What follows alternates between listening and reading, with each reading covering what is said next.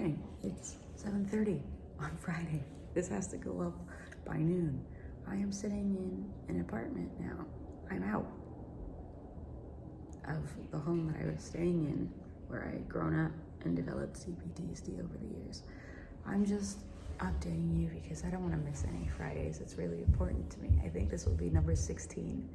And so I just don't want to miss, no matter what. But it's been a hard week, a very hard week. My friends helped me get out. They came over in secret and we filled up a U-Haul truck and we got out of there. And my partner and I drove all night with our cat. He's back there having his lunch.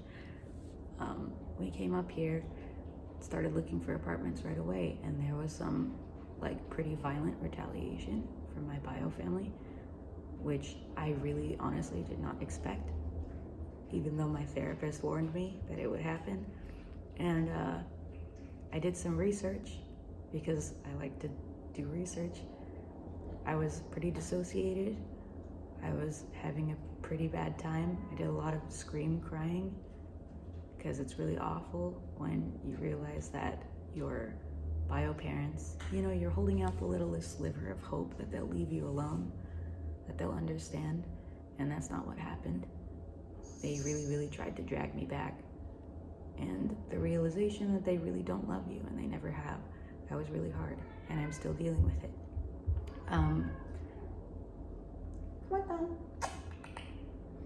But yeah, I'm definitely still dealing with it. There's been some things we stayed with my partner's family.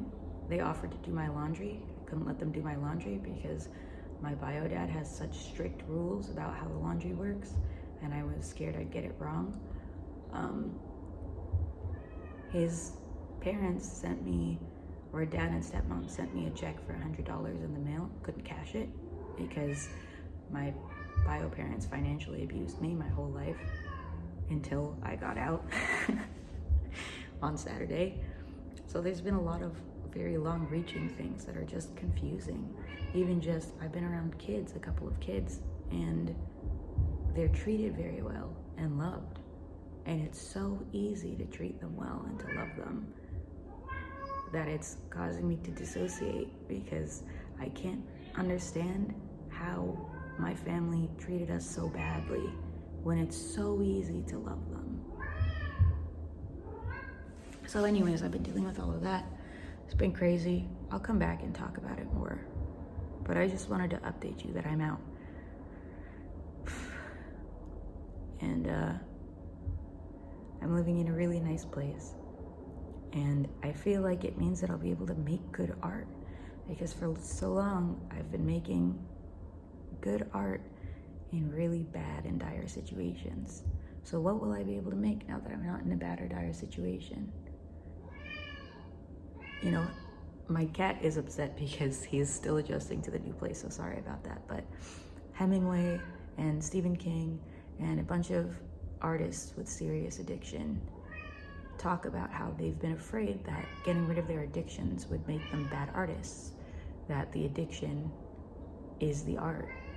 And I've also heard, especially Stephen King, talk about how that's just the addiction talking, and addiction is evil and it preys on the things that you love most. It does anything that it can to get its fingers into you, to really sink into you and stay, to convince you that it needs to stay.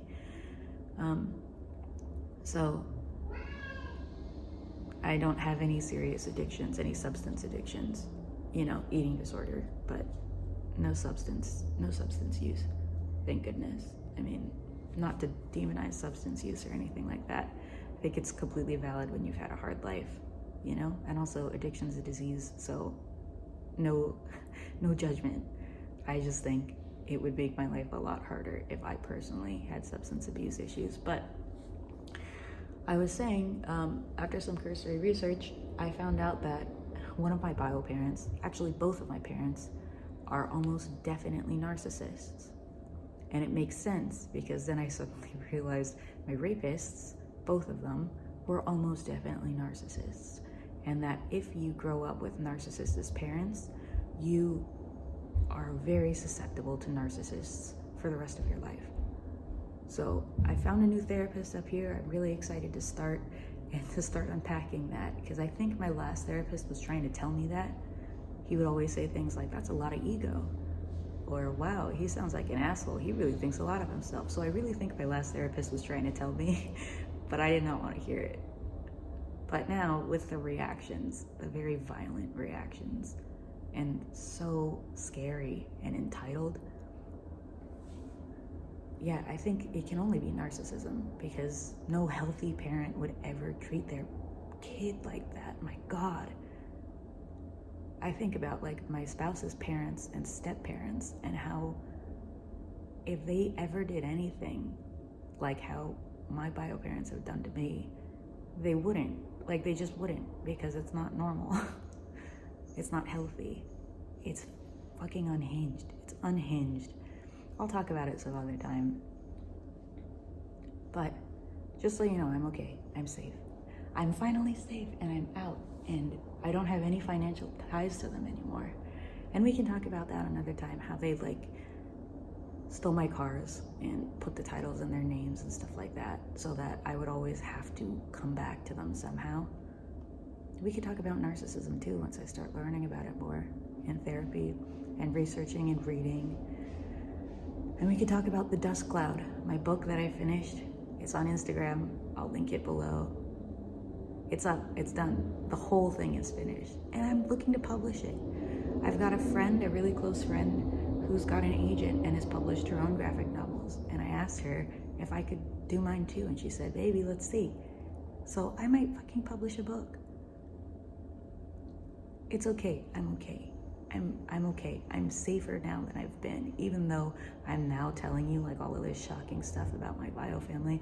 I'm away from it, and I do check behind my shoulder like every 30 seconds because I'm scared that they're gonna come after me. But you know, I'm trying to be really careful about nobody knowing where I am. I think that's enough for today. I just want to check in. Next week I'll be back with something more, cultivated and all of that business. But this week, this is what I got. Thanks for being here, and thanks for watching. See you next time.